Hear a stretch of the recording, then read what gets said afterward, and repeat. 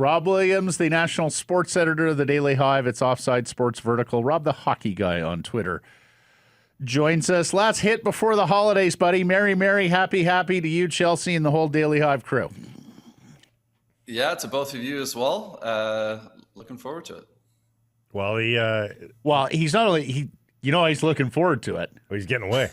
He's escaping everything that's weather-wise here in Vancouver for Australia. It's the middle of their summer, or the start of their summer. It's the best time to go away. It's the only time to go away, and it's not too hot. It's great. It's too hot. It's great. No, I'm looking forward to it. I've got family down there, and been before, but it's my favorite place to travel to for sure. What if the Canucks trade Quinn Hughes while Do you speak with an Australian accent when you're down there? The last time I went down there, it was they fired Bruce Boudreau. Oh, really? There were, of course, like some moves there, but no, it's I feel a little less guilty getting out of Dodge when the Canucks are kind of doing their death march thing in the middle of the season. I didn't think it was going to happen this quickly this season, but here we are. Yeah, we were all surprised by the news, but I think we were all pleasantly surprised by the return. You count yourselves among that crowd, Rob. Yeah. I think I was getting nervous with the reports that they were looking for roster players and like players already in the NHL. I think, my mind was going to like Sven Berchi, Lyndon Vey, like those types of guys. Because generally when teams are trading roster players or prospects, they don't love trading the guys that are already in the NHL and ready to make an impact right away. Of course, if you want to get Quinn Hughes, you're going to have to do a move like that. And I think that they did as well as they possibly could here. I know, Matt, you went on social and said that like the Canucks can win this trade. Like it's certainly possible. I agree with that. Like they've got enough pieces here and they've got the quality. And I think Ziv Buium was the blue chip prospect that I think that this kind of trade required. I didn't want to see like 5 middling pieces. I didn't want to see like, they've got the first round pick, which is great, but like, are you guaranteed to get a player in the 20s of the draft? No, you're not. Right. So I think that they did well by getting Buium, who is a bona fide blue chip prospect, and you get some extra assurance on him because he's already started at the NCAA level, but you've also seen him at the NHL level. He's only just turned 20.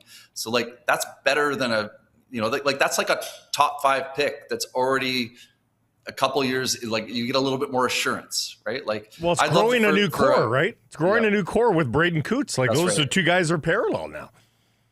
That's right. Absolutely. And you get that. And not just that, you get Marco Rossi. He's a little more ready-made. And I think that was also what I was worried about when they were talking about roster players. It's like, I don't want like 3 24, 25, 26-year-old guys that have some flaws, right? Like, so they get Buium at 20, Ogren, another like former first-round pick. It's only 21. Like there's some potential there. Rossi, you get more assurance, but he's only 24 and he scored 60 points last season. A legitimate second line center in the NHL. I think that he has more potential, certainly given his age. So to get that, you get 4 pieces when you add the draft pick in. I think that was a really good haul for a player like Quinn Hughes. Of course, nobody likes the fact that they traded Quinn Hughes. The number one plan would have been keep Quinn Hughes here for another and have him be great into his late 30s like Scott Niedermayer was and have him just be that fixture back there. But depending on how these guys pan out, this is a trade they could potentially win. It's definitely not a slam dunk, but they've got, I think, a lot of really good pieces, and then especially getting that one real blue chip piece in Buium, I think is the key to the deal. Yeah, and in terms of the timing, Rob, we talked about it on Friday's emergency pod. I'm not sure the Canucks do this deal right now unless they felt like socks were knocked off and that they weren't going to do much, if any, better on the return, but also, as Rutherford later explained, with PJ this week in the province, that they didn't want it getting out that Quinn wasn't going to re-sign there. I mean, everybody speculated, the writing was on the wall, but if it's widely known that the conversation has been had and Quinn is not re-signing here, suddenly they lose some leverage in trade negotiations. Yeah, I had a group chat before Hughes had been traded. There was a group chat, and a friend of mine, was talking about what's going to happen with Hughes and whatnot, and a friend of mine chimed in and said, he hasn't said that he wants out. Like, he hasn't said it, not once. And my response was like, it's written all over his face. Like it's just so obvious that he's not coming back here, right? And nobody blames him, I don't think. I know there's been a little bit of uproar. If you check Twitter, you'll see some people that are maybe angry at Quinn Hughes. I think that's the vast minority of Canucks fans. I think the majority of Canucks fans feel like the organization failed Quinn Hughes, and why on earth would you sign up for more of this with this team? So I think that the blame obviously shifts to ownership and to management and the rest, because they want this team built correctly this time. And I think that the Canucks are in this mess because they took shortcuts the last time they tried to build a team, and they got the big piece with Hughes, and they got some other nice pieces around him, but there wasn't enough, right? This is the old Jason Botchford line, right? Like, you need an army, and they didn't get an army. They had a small battalion, or I don't know if a battalion is smaller than an army or what. It is. I'm lost in in my military puns here, but you get what I'm saying. Maybe a brigade at best. The Canucks got, I think, incrementally better, especially if they get healthy with Pettersson and Rossi down the middle. And while you lose Quinn Hughes, you replace him with a pretty capable player in Bouillon. So I think in the here and now, they are incrementally better via health and the trade than they were a couple of weeks ago. They could get injured again, and that can all change. But if they are incrementally better, and they go from being a 6-game below 500 team to a 500 team the rest of the way, you get to 78 points on the season. 78 points last year, guys, got you the 7th best odds in the draft lottery. Is that good enough? Are you happy enough with that? Do you think that's a waste to get that much better, to be 7th when a moment ago, a week and a half ago, you were the best odds? Yeah, I mean, I think they're still a bad team. I think they're still going to struggle. A lot of it's going to depend on the health of Thatcher Demko. If he's healthy, that changes the outlook for this team quite a bit. But no, that's not good enough. Like, they're dead last right now. Like they're it feels like they're halfway there, right? Like, we're almost at the midway point of the season. For the love of God, lean into this, right? They need to trade players. They've got the players in this Minnesota trade. But what don't they have right now? They don't have, like, when Bouillon is, 25, you're now going to have Elias Pettersson's going to be 32 at that point if he's still here, right? Like, you'll have Rossi, but like Rossi will be 30, right? So or 29. Like, you're missing that blue chip future star number one center. And where do you find that player? You find him in the top 5 of the NHL draft. Lean into it. It's so obvious right now. They need to get rid of. I understand you need to keep some veteran players to kind of show these young guys the way and insulate them a little bit, so they're not just getting buried completely. So you keep the Tyler Myers of the world, right? You're not going to go to him and get him to waive his no trade clause, at least not till the trade deadline, I think next year when it might be his last hurrah in the NHL. But yeah, like Kiefer Sherwood, who doesn't love Kiefer Sherwood and the way he plays? He's got to go, right? Like, he's going to be a UFA. He's got value. He's having a career year. He's got to go. You've got to move out enough pieces. I think Thatcher Demko is probably the biggest key. Like, I don't know if you can trade him, but if you can, isn't that an important guy to move out to help the tank right now? Like, that's like him in the lineup really hurts it really helps your chances of winning. It hurts your chances at tanking. So that's one piece that you can move out to try to sink as low as possible. I understand not going into seasons wanting to say, hey, we're just going to be bad all year, but you've come this far. For the love of God, lean into it. Just some housekeeping here. They are still last with the best odds. If you finish last in the NHL overall standings, you have a 25.5% chance of landing the first overall pick. You have an 18.8% chance of landing the second overall pick. And the lowest you can pick is third overall, and you've got nearly a 56% chance of picking third overall. That's the big thing. To take Blake's example of seventh best odds, 78 points last year. If you're seventh from the bottom, you have a 6.5% chance of getting the first overall, a 6.7% chance of second overall, and you are 80% likely to pick either number 7 or number 8. Now, this is a bit of a different top 5 this year. For some, still, Gavin McKenna is number 1, and don't worry about his struggles at Penn State this year. He's a small, light kid playing against bigger guys. So, for others, there are contenders now vying to be the first overall, maybe a group of 3, 4, even 5 who could be in that top cluster. For me, Rob, if you are very serious about rebuild, it's either a Demko or a Garland trade. If both Demko and Garland are kept through the deadline, I think it's fair to say they are looking to small R rebuild, maybe closer to retool, if you will, and jump back to competitiveness, or try to jump back to competitiveness as soon as next season or the year after at the latest. Does that compute for you? I think it's what everyone expects. It's crazy. I think everyone I speak to, I don't know about you guys, how many people do you speak to that go, geez, I hope they don't really blow it up and commit to a rebuild. That's not the prevailing, feeling, I don't think, amongst people that follow this team. You're going to need to burn it down a little bit here. So absolutely, trade Garland, trade Demko.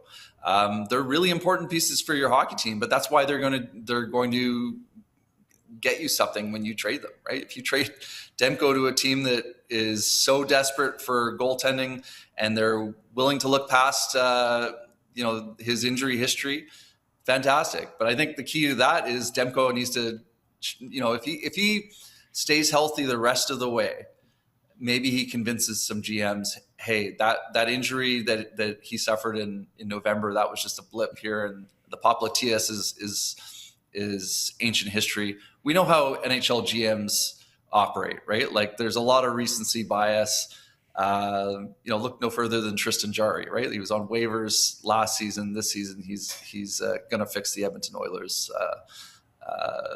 crease problem. So, yeah, I do think they need to be aggressive here. They definitely need to finish as low as they can in the standings this season. They definitely need to add pieces by way of the draft. Wouldn't it be nice if they go into this draft and have 3 first-round picks? Not 2, 3.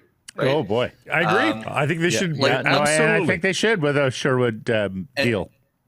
And I have a lot easier time of them starting to build and starting to make moves to try to get better after this season if they really have loaded up the cupboards, right? If they've got 3 first-round picks this year and they've got Coots coming and you've got the young defenseman, okay, now I'm starting to feel like they've got something. But the plan can't be, okay, if all of our young guys hit, we're going to be a good team. It can't be that. It's got to be, okay, we've got plan A, plan B, plan C. If this guy doesn't work out, we've got this guy.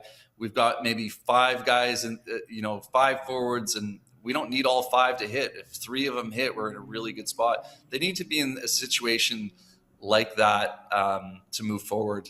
For people and I think people would have really embraced it. People would love, they can be bad, but there needs to be hope. They can be bad, and you go, okay, they're bad, but look at Bouillon, look at this guy, look at all this promise that they have. whether they're at the NHL level right away or in junior. I think people will get behind that. Canucks have retention slots still here, 2 more. Full retention on Evander Kane. Does that get you a first-round pick, do you think, at the deadline? No, not first close. round pick. I don't know about a first. Are round you pick. crazy? He's a half-point per game guy, guys. Who's a playoff performer. No. Full retention. No. I do think Evander Kane will go for more than we think. And he'll probably go for more than he should be worth because of the name value, because he's big, because he's a veteran guy. If you can make the salary more palatable, I think that he'll get more, and especially if he's on a bit of a hot streak or has put up some decent counting stats. If he stays at a half point per game, he'll be worth a lot, guys. He will. I don't think so. Agree to disagree. Galaxy brain idea here, Rob. You mentioned he's allowed galaxy brain ideas.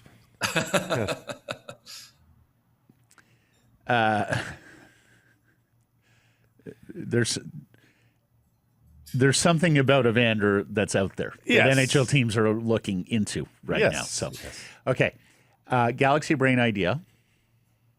You mentioned Tristan Jarry in Edmonton, where I suspect he'll probably go pop. There's a good young winger in Edmonton.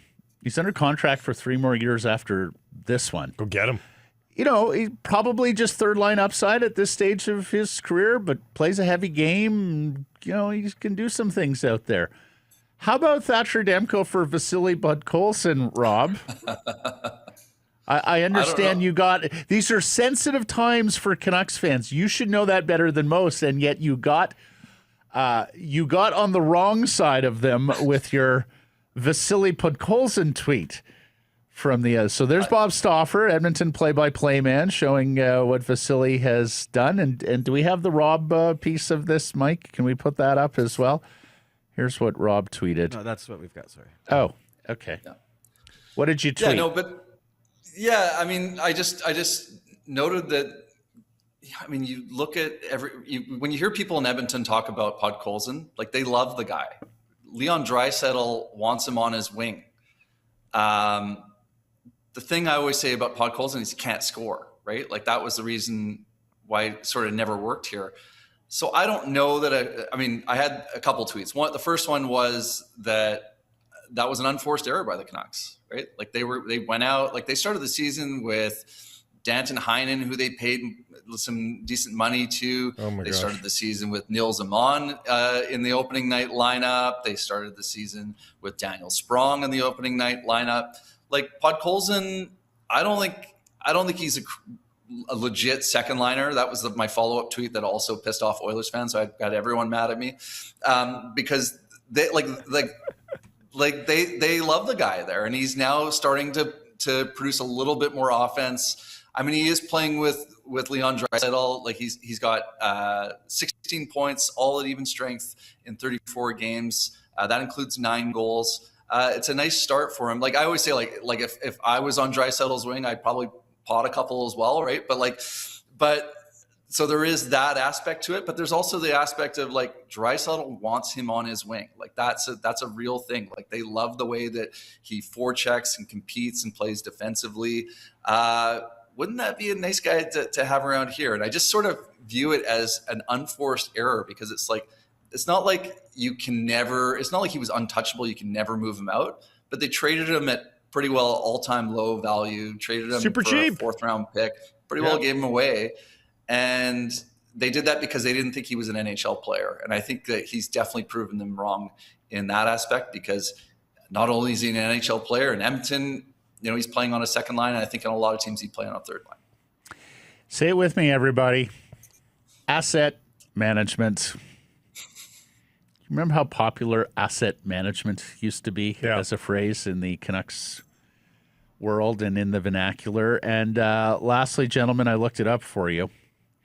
This is from largest to smallest. Corps. See, they'd call Army Corps in military speak. Division, brigade, then battalion. So brigade usually between 2 and 5 battalions Yes. makes up a brigade. Then from battalion, company, platoon, and platoon squad. Yeah. All of these titles have been used somewhere in Hollywood films over the Yes. years. Maybe the title of the film. Thanks for being a part of our squad today. Yeah, Rob or Williams. platoon, if you will, Rob. Hey, enjoy Australia. And just before basketball, Phil complains every Thursday. He's gone for like a month, all right? So Rob will be back in late January, and we'll catch up with him. Because I get a note every time Rob's Where on. is he? What's happened to Robert? Okay. Happy New Year, Stay Rob. tuned for my updates from the Australian Open. I'll keep you. Oh, very nice. Okay. Very nice. Enjoy, buddy. See you, pal. Thanks, guys.